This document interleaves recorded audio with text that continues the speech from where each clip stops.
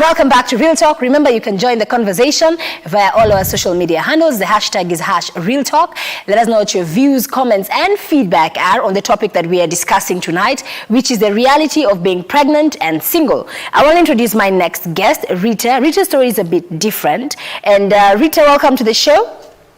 So you had a similar experience to the ladies who had shared their stories with us earlier, Alice and Sheila, but your outcome was very different. Maybe just walk us through that. How old were you when you got pregnant? Nilikuwa nimeingia campus first year, and nilikuwa 19 then. And then there is this boy mwenye tulikuwa tunajuana from tuli happen kukuwa in the same campus. Mulikuwa mna study course moja ama different courses? Not really a different course, but we had knew each other before. How old was he? He was 23 then. And you were 18? 19. 19. Yeah. So it was like, I mean, like, so tunafaa kuingia kwa relationship. Okay, it took some days, na ikakuwa like, I have to do this because alikuwa too much persistence, and yeah. When you say you have to do this, that means being intimate with him in the relationship. Okay, like, I too had really liked him because tulikuwa tumekaa sana na yeye, and I knew him as a good person. He was nice to me, yeah. He was your first boyfriend?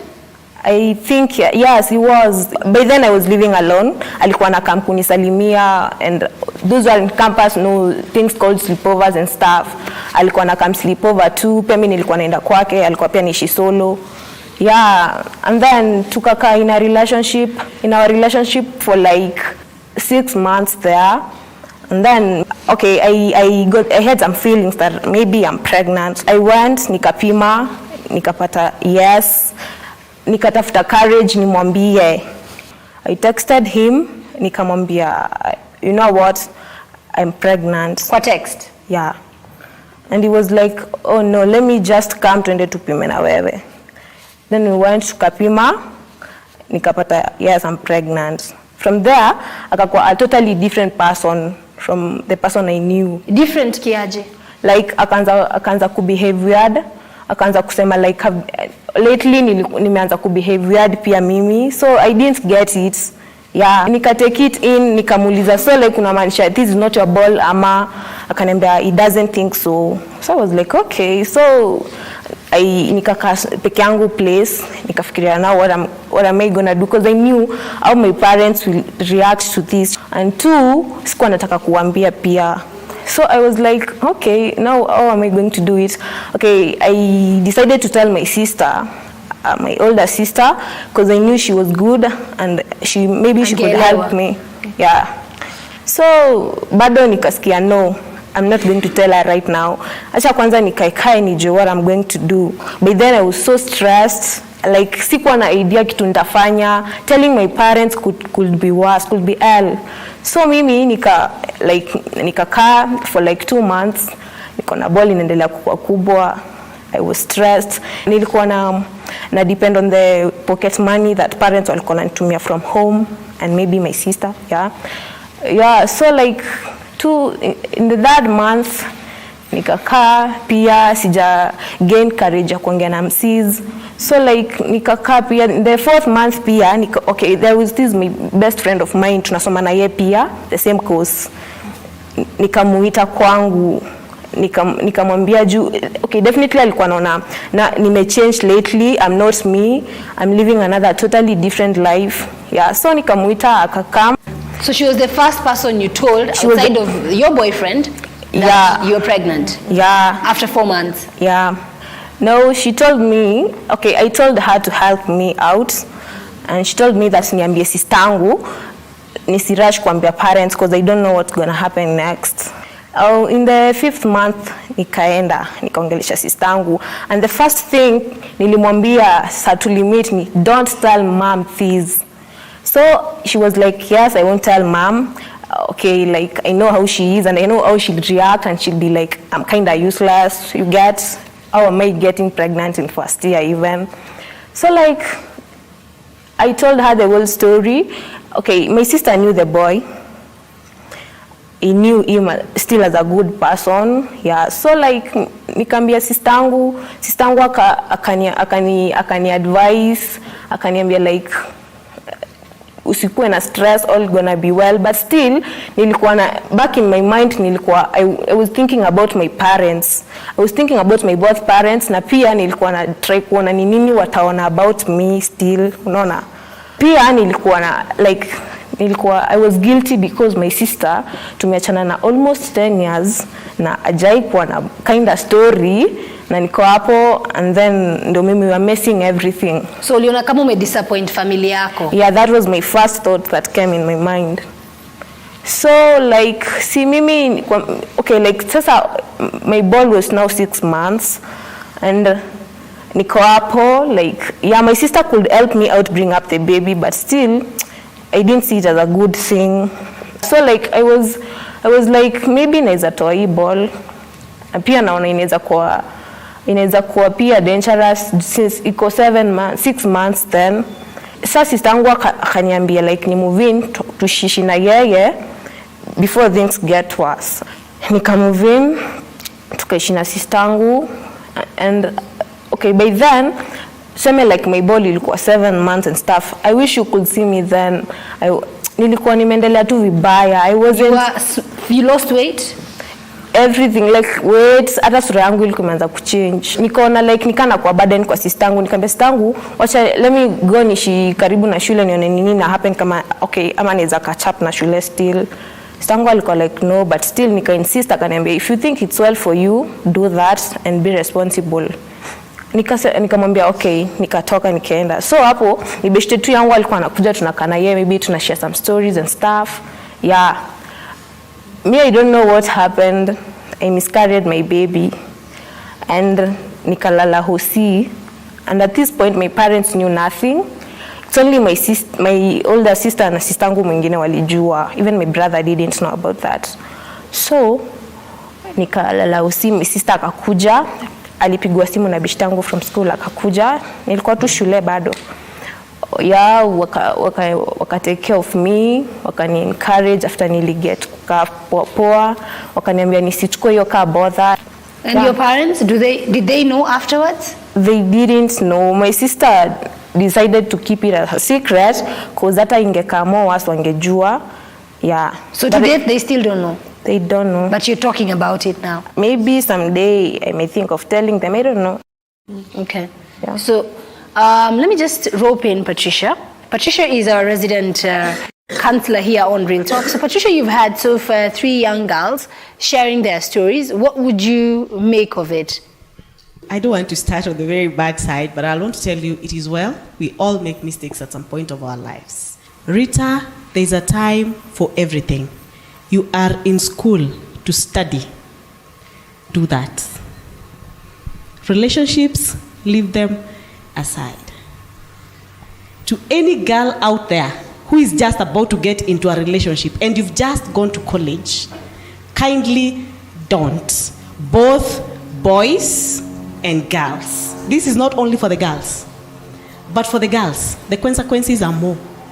Obviously. So you need to be more careful. For your case, I'm trying still to figure it out. Alice Sheila. Yes, because she lived with a man. And you said you lived with a man whose parents were not ready to accept you, or so to speak. Why would you live with such a man? You don't have a future with that man. That was sign number 1 for you to run away. Because if his parents will not accept you, then it means hautawaienda kwao. For your case, it's a little tricky because I'm still trying to understand the whole thing. I think Tabima, you will ask a little more questions so that we are able to understand. Because I don't know if this guy is a deadbeat, really. Because he really wanted to be part of his baby. I still don't understand, because why would you go to bed with a man you don't love, with a man you're not ready to commit with? Maybe, let me give Sheila a chance here. Sheila, because you say the guy was in the picture when you gave birth.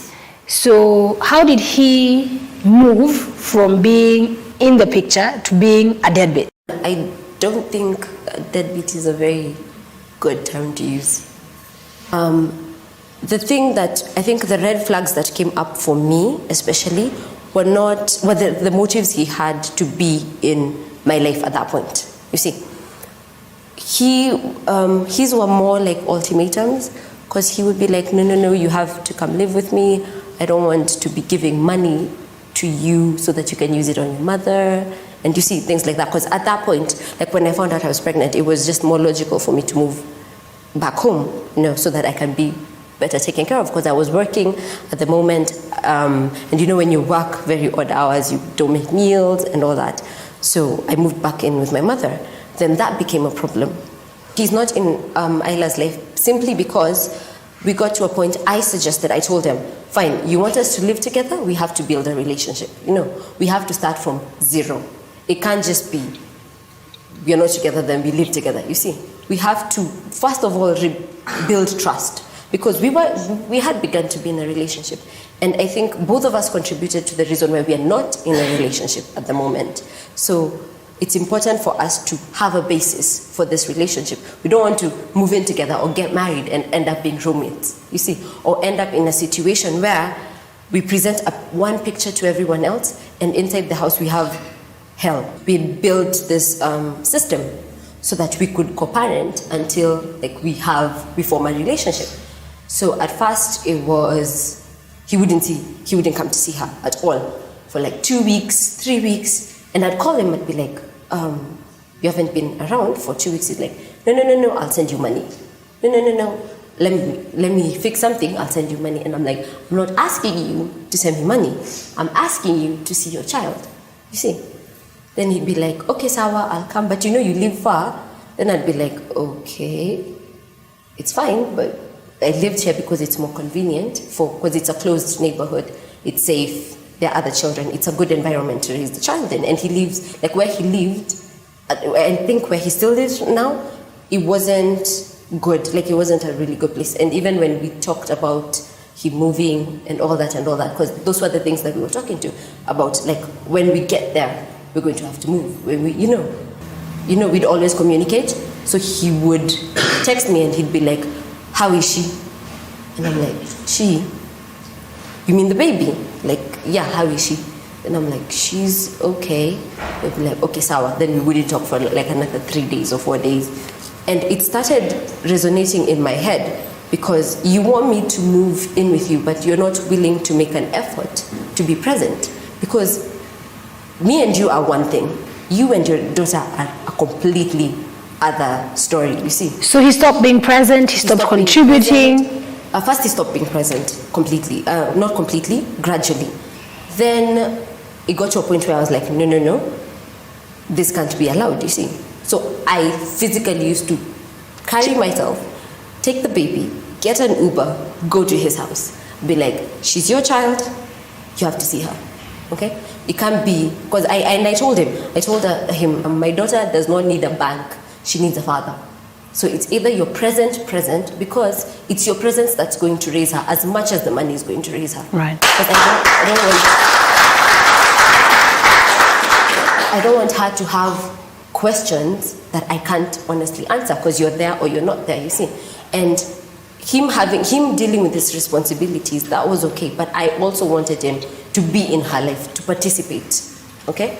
So after that, I made that effort. I used to go, make sure he's in the child at least every 2 Saturdays in a month. Like I even divided it up. I was like, every 2 Saturdays we'd come, we'd go see him, or every Saturday we'd go see him. Then all of a sudden I'd call him and be like, next Saturday we're coming. He's like, no, I'm busy. So it continued like that. It continued deteriorating like that until now the responsibilities that he was shouldering, he stopped completely. No warning, no discussion, he just stopped. So it put me in a predicament, because I was shouldering majority of the responsibility, and now it became more difficult, because even when he'd call like, I think every 2 weeks, and he'd be like, mtoto akwaje, you see? And I'd be like, you realize she has a name? Because it got to a point, he'd gone 2 months without saying her name. He'd ask me, how is she? Mtoto akwaje? Anaendeleaje, you see? Does he know her name today? He gave her first name, you see? So it was an issue with me, because if you tell me you want us to live together, if you tell me you want us to be a unit, but you're not willing to put in the work, because the fact of the matter is that we did not have a proper foundation when this child was conceived. Absolutely. we do not have the proper structure to take care of this child as a unit. So why not build on that? Then we can take care of this child. So when it got to that point, that's when he disappeared from the system. Okay, Yeah. and we'll take another quick break. When we come back, still more here on Real Talk, the reality of being single and pregnant.